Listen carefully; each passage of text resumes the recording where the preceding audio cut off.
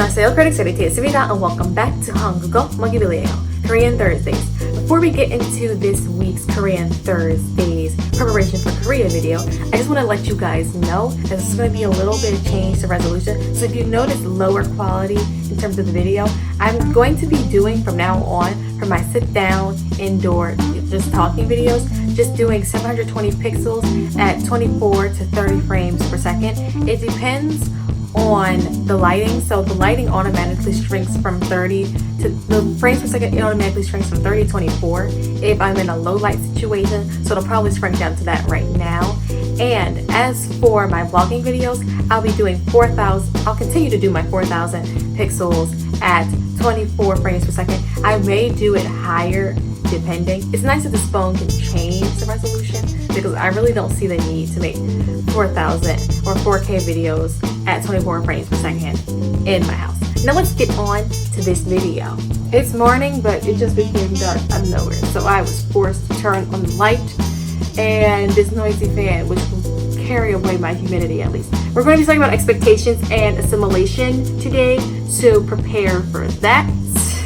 First, we're going to talk about expectations. Now, this is something that you can do before you come to Korea that I think is super important, probably one of the most important things you'll do, is lower your expectations. You should have some expectations. For me, the most reasonable and really only reasonable expectation to have before you go to any foreign country is expecting the weather to maybe be a certain way. Now, you might be thinking that's crazy because weather is based solely on predictions and you can never be so sure what the weather is going to be like. Of course you can't, but what I mean in terms of expecting the weather to be a certain way is that you prepare accordingly for it. For example, at least when I went to Tokyo, research I did was said that Tokyo has similar temperatures to Philadelphia in the summer. So I prepared for humidity.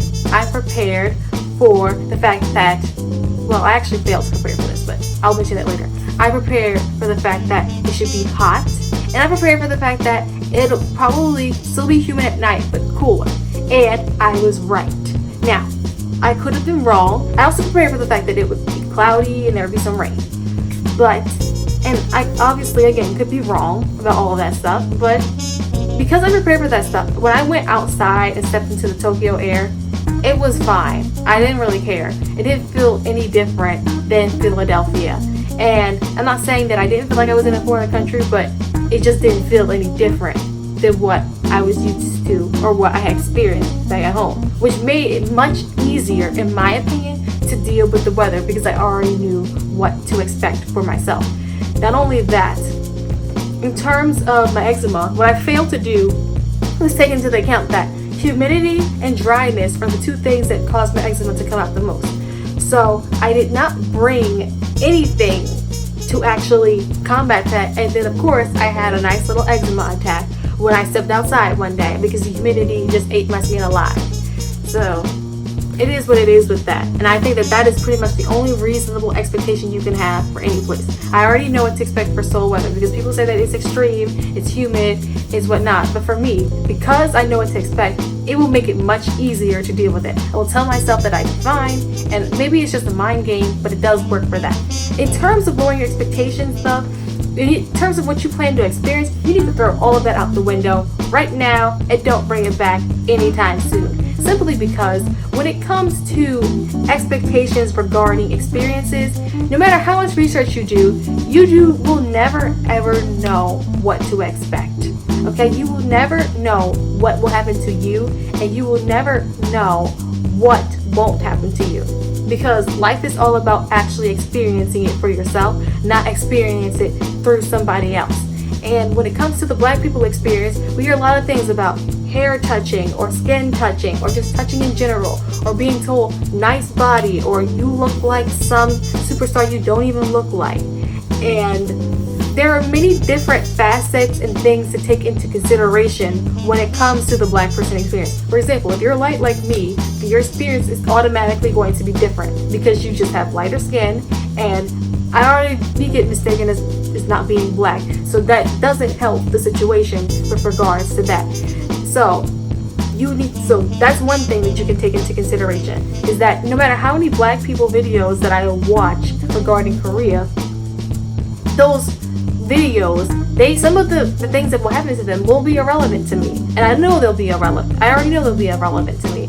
And then there are other things that may seem relevant to me, but that just won't happen. For example, so I will have my hair processed. I mean, I'm not gonna process my hair at all. I'm just gonna have it natural. But just because I have it natural doesn't mean that Koreans are gonna go around just trying to touch it, trying to touch my skin, trying to see, why won't the darkness come off? Or be even in awe of me. Because that is just not what's necessarily going to happen to everyone. Okay? And there are people who have said that people have never even touched my hair who have had natural hair. So that's an interesting thing to know.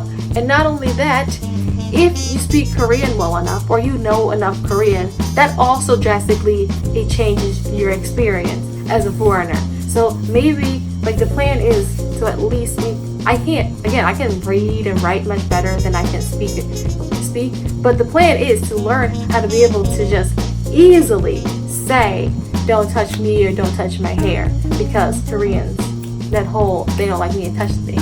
That's another thing you should understand, is you'll expect that Koreans don't like being touched, but they'll be willing to touch you if you're like a black person. So don't expect that they're going to be okay with you touching them back, and don't expect that they're just going to touch you back. Okay, don't expect that they're just going to break that ice like that. So that's why you need to lower your expectations. Now on to assimilation. When it comes to assimilation, I do not at all mean the Korea boo assimilation, where they think that they're Korean, that they can become Korean, and all of that stuff while they're in Korea, or think that they're more Korean than Koreans with how Korean they are, like some weebs think in terms of how Japanese they are or how good their Japanese is. No, and I'm not talking about the racism assimilation here, because I know a lot of times assimilation in the United States, you get the whole, oh my gosh, that's being racist thing, you're trying to wipe away beautiful cultures thing, whatnot. I'm talking about the assimilation in terms of making other people comfortable.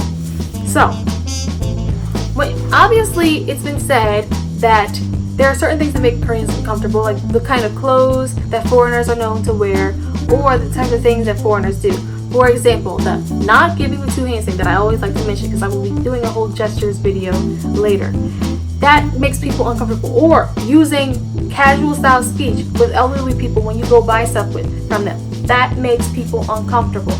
Those are the type of things we're talking about in terms of making people comfortable. You should assimilate to that. You should assimilate to the proper way that you're supposed to speak to people that you don't know, that you're meeting for the first time. And you should also try to assimilate in terms of trying to become friends with Koreans and learn Korean, because that is the language of the country, instead of just hanging around foreigners.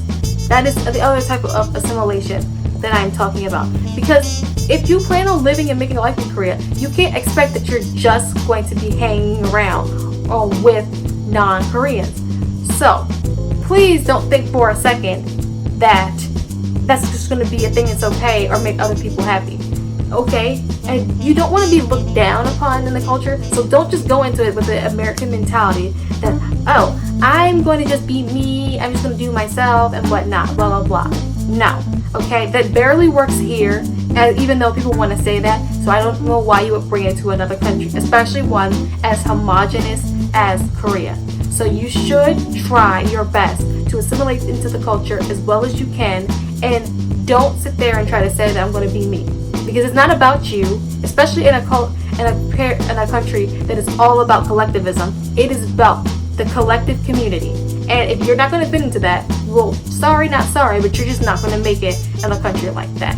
So I think that that's super important. I'm not saying that I'm going to change my whole personality, because I think that from the way I was raised, it just matches much more well how the culture is, so it's different. But I'm not going to change the little things that make it super different, and I'm not going to necessarily change my hair and whatnot or my style.